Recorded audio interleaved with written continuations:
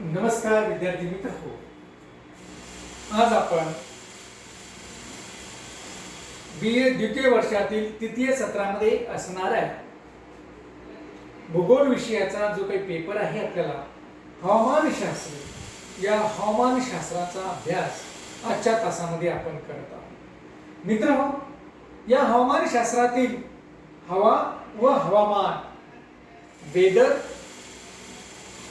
आणि climate, weather and climate या संकल्पनांचा अभ्यास आपण या ठिकाणी करतो. आणि मग मागील तासामध्ये आपण हवेची व्याख्या बघितलेली आहे, हवामानाची सुद्धा व्याख्या या ठिकाणी बघितलेली आहे की हवा आणि हवामान मध्ये काय फरक आहे हेही बघण्याचा प्रयत्न आपण मागील तासामध्ये केलेला आहे.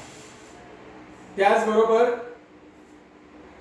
आज आपण हवेची जी काही अंगे आहे ही हवेची अंगे या ठिकाणी बघण्याचा प्रयत्न या ठिकाणी करतोय. मागील तासामध्ये यापैकी 2 अंगे आपण बघितलेली आहे.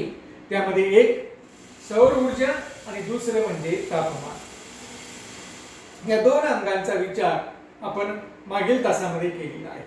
या ठिकाणी मित्रो, या ठिकाणी आपण जर बघितलं तर आपल्याला असं दिसेल की मागील तासामध्ये ज्यावेळेस आपण हवेच्या अंगाबद्दल विचार करत होतो त्यावेळेस आपण हवेची व्याख्या केलेली होती. हवेची व्याख्या काय केलेली होती की अल्पकाळासाठी असणारी वातावरणाची स्थिती म्हणजे हवा होय. आणि म्हणजेच या ठिकाणी आपल्याला असं म्हणता येईल की अल्पकाळासाठी हवेच्या स्थितीला हवा असं म्हणतात, असंही आपण या ठिकाणी म्हणत. आणि मग या हवेच्या स्थितीमध्ये जे काही बदल होतात, हे बदल होत असताना हे बदल कशामध्ये होतात म्हणजे हवेच्या असणाऱ्या अंगामध्ये बदल होतात. कारण हे अंग बदललं हवेचं की हवेची किंवा वातावरणाची स्थिती ही बदलते. अंग बदललं की हवेची स्थिती किंवा वातावरणाची स्थिती बदलते. आणि म्हणून आपण या महत्त्वपूर्ण असणाऱ्या या हवेच्या अंगाचा विचार या ठिकाणी आपण करत आहोत. मित्रहो, सौर ऊर्जा नावाचं जे काही हवेचं महत्त्वपूर्ण अंग आहे हे आपण मागील तासामध्ये बघितलं. त्यानंतर दुसरं जे काही हवेचं अंग आहे ते म्हणजे तापमान. हे तापमान देखील आपण हवेचं तापमान हे देखील एक महत्त्वपूर्ण अंग या ठिकाणी बघितलं. कारण ज्यावेळेस आपण हवेच्या अंगाचा विचार करत असतो त्यावेळेस प्रामुख्याने आपल्याला असं दिसून येतं की सौर ऊर्जा आणि तापमान हे देखील इतकेच महत्त्वाचे अंग आहे. आणि मग तापमानाच्या अंगाच्या संदर्भात आपण बघितलं की या ठिकाणी साधारणतः आपल्याला असं दिसेल की जे काही तापमान हवेला प्राप्त होतं ते प्रत्यक्ष सूर्यकिरणांपासून प्राप्त होत नाही, तर सूर्यकिरण भूपृष्ठावर पडतात आणि भूपृष्ठावर पडल्यानंतर भूपृष्ठाला उष्णता मिळते आणि भूपृष्ठाला मिळालेली सूर्यकिरणांमार्फतची उष्णता पृथ्वीचं असणारं भूपृष्ठ हे हवेला देतं. म्हणजेच हवेच्या खालच्या थरामध्ये खालच्या थराला तापमान प्राप्त झालेलं आपल्याला दिसून येतं. आणि जसजसं आपण खालून वर जाऊया तसतसं तापमानामध्ये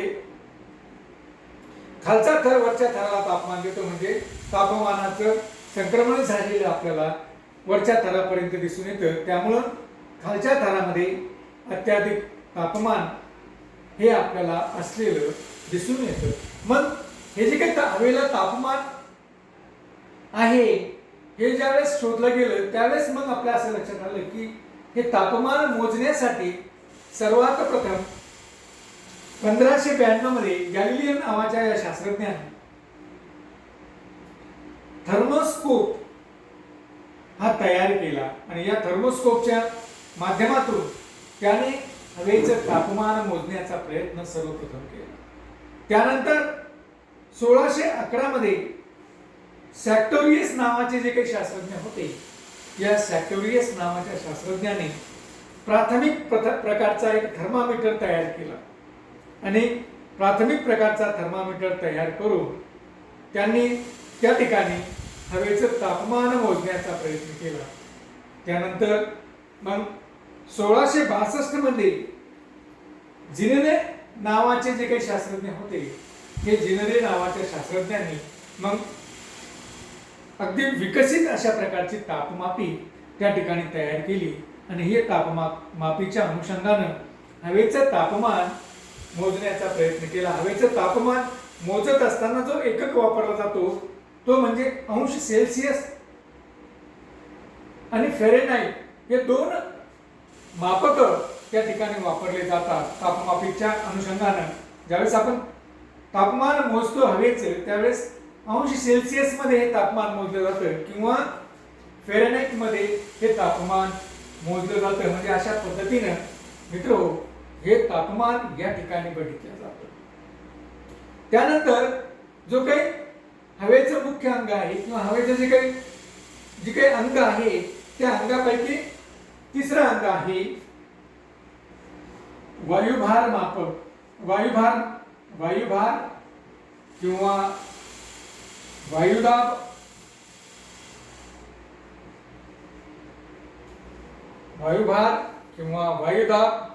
किंवा हवेचा दाब.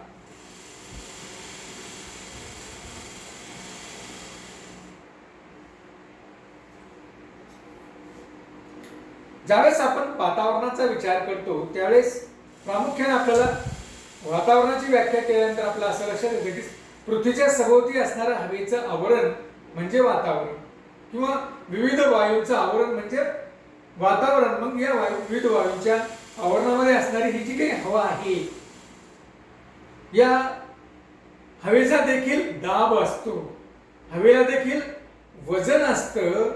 हे प्रामुख्यानं ज्या पद्धतीने घन पदार्थाला वजन असतं, ज्या पद्धतीने द्रव पदार्थाला वजन असतं त्याच पद्धतीनं वातावरणातील असणाऱ्या या हवेला देखील वजन असतं.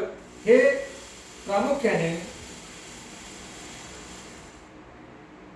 हे जे काही वजन आहे हे मोजण्याचं काम गॅलिलिओचे असणारे शिष्य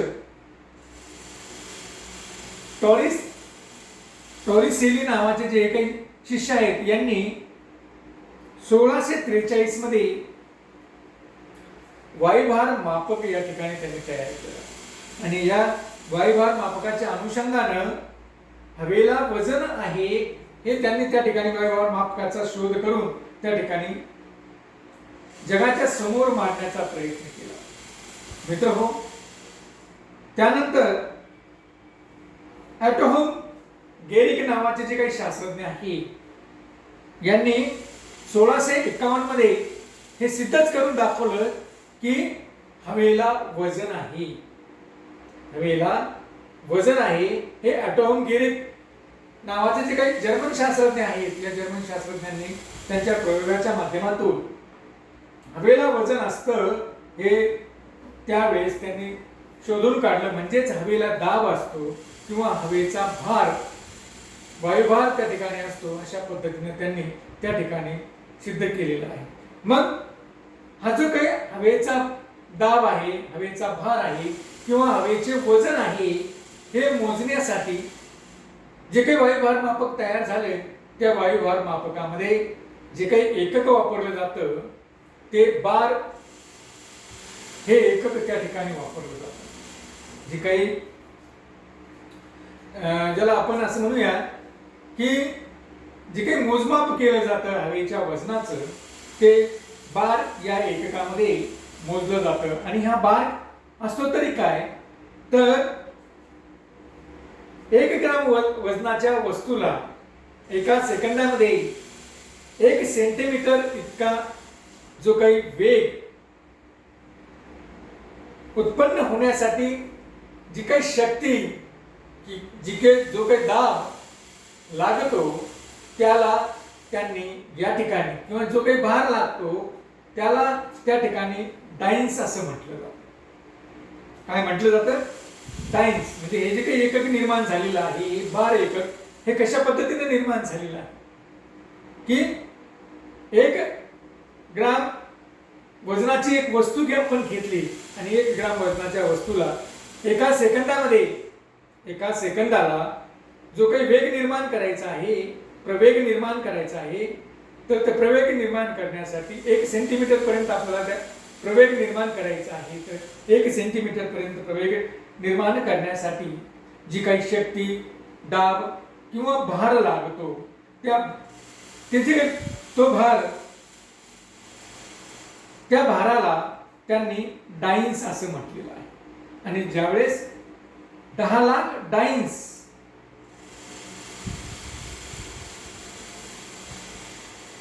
या 10 लाख डाईन्समुळं किंवा 10 लाख डाईन्सच्या शक्तीमुळं जो काही दाब निर्माण होतो त्या दाबाला बार असं म्हटलं जातं. त्या दाबाला बार असं म्हटलं जातं. आणि एका बारामध्ये जवळपास 1 बाराचा जर आपण विचार केला तर त्यामध्ये 1000 मिलीबार असतात. म्हणजे 1000 मिलीबारचा 1 बार आणि 10 लाख बारा साधारणतः आपल्याला 10 लाख डाईन्सचा 1 बार अशा पद्धतीने या ठिकाणी आपल्याला हे एकक बार वायुभार मोजण्याचं एकक प्रामुख्याने या ठिकाणी दिसून येतं. किंवा वायुभार मापनाची जी काही पद्धती ही आपल्याला या ठिकाणी दिसते आणि या अनुषंगाने मग वायुभार मोजला जातो. मित्रहो, वायुभार मोजण्यासाठी वायुभार मापकाचा या ठिकाणी आपण वापर करतो. आणि हे वायुभार मापकांमध्ये मग ते 14चं वायुभार मापक असेल किंवा निर्द्रव्य वायुभार मापक असेल किंवा वायुभार किंवा वायुदाब लेखक असेल, या विविध अशा मापकांचा वापर किंवा विविध अशा उपकरणांचा वापर आपण वायुभार मोजण्यासाठी, वायुदाब मोजण्यासाठी या ठिकाणी करतो. पृथ्वीचा जर आपण विचार केला तर पृथ्वीवर असणाऱ्या खालच्या हवेच्या थरामध्ये साधारणतः 1 घनमीटर हवा असेल तर त्या 1 घनमीटर हवेचे जवळपास 1202 ग्राम इतके वजन असते. म्हणजे 1202 ग्राम एवढा दाब त्या ठिकाणी असतो. आणि मग आपण पाहतोय की अशा पद्धतीने 1202 ग्राम असणार हे वजन आपल्याला 1 घनमीटर हवेचं असलेलं आपल्याला दिसून येतं. जर समुद्र सपाटीला आपण जर गेलो, समुद्र सपाट म्हणजेच असं समजलं जातं की समुद्र सपाट म्हणजेच भूपृष्ठाच्या हवेचा सर्वात खालचा थर म्हणजे भूपृष्ठ आणि भूपृष्ठाच्या संबंधित असणारा समुद्र सपाटी म्हणजे हा वातावरणातील हवेचा सर्वात खालचा थर असतो. आणि मग या खालच्या थराचं दाब किंवा खालच्या थराचा भार हा साधारणतः समुद्र सपाटीला 1013.2 मिलीबार एवढा असतो. 1013.2 मिलीबार असतो. हा जर आपण इंचामध्ये सांगण्याचा प्रयत्न केला तर 29.92 इंच एवढा समुद्र सपाटीला हवेचा दाब आपल्याला दिसून येतो. किंवा सेंटीमीटर मध्ये जर सांगण्याचा प्रयत्न केला तर सेंटीमीटर मध्ये हवेचा दाब हा किंवा हवेचा भार हा 76 सेंटीमीटर एवढा असलेला आपल्याला या ठिकाणी दिसतो. मित्रहो, समुद्र सपाटीवर हवेचं 1 चौरस सेंटीमीटर ही समुद्र सपाटीवरील जर आपण हवा घेतली तर त्या हवेला जवळपास 1 किलोग्राम इतकं वजन असलेलं आपल्याला दिसून येतं. म्हणजे एवढं वजन त्या असणाऱ्या हवेला आपल्याला या ठिकाणी दिसतं. मित्रहो, हे जे काही हवेचं वजन आहे हे हवेच्या खालच्या थराचं वजन हे सर्वात जास्त असतं. जसजसं वातावरणामध्ये पृथ्वीच्या पृष्ठभागापासून उंचावर आपण जाऊया तसतसं हवेचं वजन हे कमी होत जातं. म्हणजेच खालच्या थरामध्ये भूपृष्ठालगतच्या असणाऱ्या थरामध्ये हवा ही अधिक दाट किंवा अधिक दाट स्वरूपाची असलेली आपल्याला दिसते. तर जसजसं आपण भूपृष्ठापासून उंचीवर जाऊया वातावरणामध्ये तसतशा पद्धतीनं हवेचा भार कमी झालेला आपल्याला दिसतो आणि हवेचा भार कमी झाला म्हणजे विरळ प्रकारची हवा त्या ठिकाणी आपल्याला आढळून येते. म्हणजे अशा पद्धतीने मित्रहो हवेचा असणारा भार या ठिकाणी आपल्याला दिसून येतो. यावरून आपण असं म्हणूया की पृथ्वीपासून जसजसं आपण उंचीवर जातो उंचीनुसार हवेचा दाब किंवा हवेचा भार किंवा हवेचं वजन हे आपल्याला कमी झालेलं आपल्याला दिसून येतं. जास्त उंचीवरील हवा ही विरळ असलेली आपल्याला आढळते. म्हणजेच मित्रहो या पद्धतीनं तर समुद्र सपाटीलगत असणारी हवा ही दाट असलेली आपल्याला दिसते. हा फरक किंवा हा भाग प्रामुख्यानं या वायुभाराच्या अनुषंगानं हे जे काही हवेचं अंग आहे या हवेच्या अंगाच्या अनुषंगानं या ठिकाणी आपल्याला सांगता येतं की जसं आपण उंचीवर जाऊया तसतसं हवेचा भार हा कमी झालेला असतो. आणि जर उंचीनुसार जर आपण बघितलं तर 1 किलोमीटरला जवळपास 100 मिलीबार एवढा हवेचा भार कमी झालेला आपल्याला दिसतो किंवा एवढा हवेचा दाब हा कमी झालेला आपल्याला दिसून येतो. म्हणजे उंचीनुसार हवा ही विरळ होत गेलेली आपल्याला दिसते. तर मित्र अशा पद्धतीनं हवेचं एक अंग म्हणून देखील या ठिकाणी वायुभार वायुदाब किंवा हवेचा असणारा दाब किंवा वजन हे या ठिकाणी आपण बघितलेलं आहे. मित्रहो यानंतर पुढचं जे काही हवेचं अंग आहे ते आहे वारे.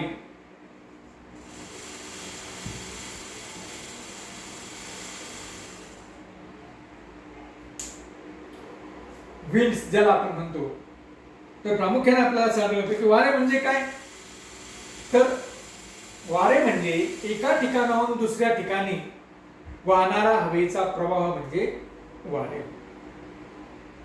एका ठिकाणाहून दुसऱ्या ठिकाणी क्षितिज समांतर पातळीमध्ये हवेचा जो काही प्रवाह वाहतो त्याला आपण वारे असं म्हणतो किंवा वारा असं त्या ठिकाणी म्हणतो. आणि मग आपण पाहतोय की हे जे काही वारे आहे या वाऱ्यांची गती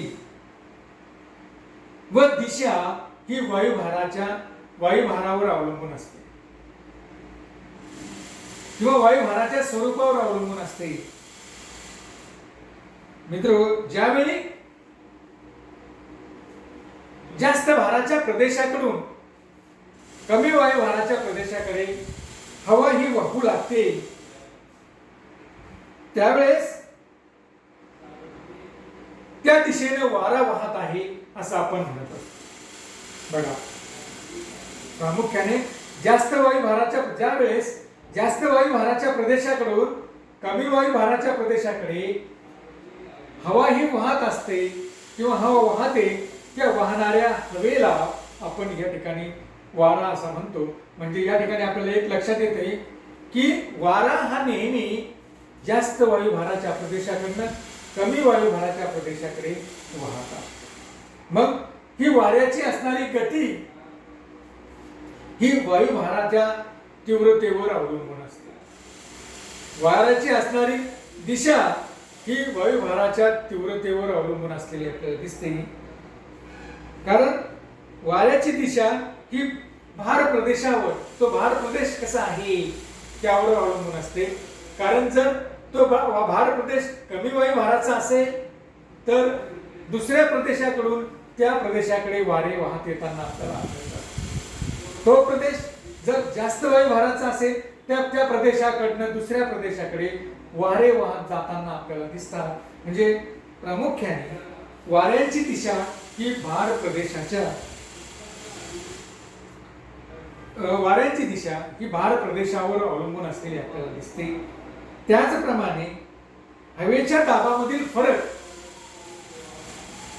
हवेच्या दाबामध्ये जर फरक तीव्र स्वरूपाचा असेल दोन प्रकारचे भूप्रदेश त्या ठिकाणी आहे आणि दोन प्रकारच्या भूप्रदेशामध्ये जास्त तीव्रतेचे ते दोन भूप्रदेश वायुभार प्रदेश असेल तर त्या जास्त तीव्रतेचे जर ते वायुभार प्रदेश असेल तर त्या वायुभार प्रदेशात असतात. वाहणारी जी काही वारे आहे ते अतिशय गतीनं, त्या वाऱ्यांचा वेग हा वाढलेला आपल्याला दिसतो आणि वायुभार प्रदेशातील असणाऱ्या